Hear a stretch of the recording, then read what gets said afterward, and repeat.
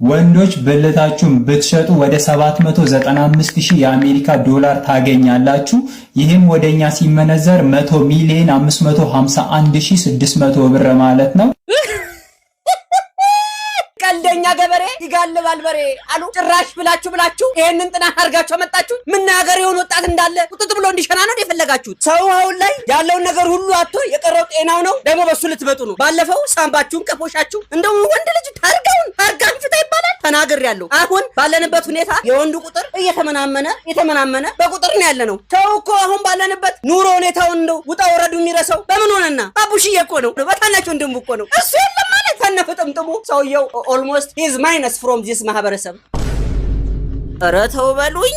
አንዳንድ የቲክቶክ መንደር ላይ የምናያቸው ወንዶች አሁን ጭራሽ ቆሞ መሽናት ደብሯቸዋል። ቁጥጥ ብለው እንዲሸኑ አፕሩቭ እያደረጋችሁላቸው እኮ ነው። ሴቶች እንኳን በሉ። ጦርነት ተነስቷል በሀገርና በርስት ቀልድ የለም ትሉ የለ ርስት።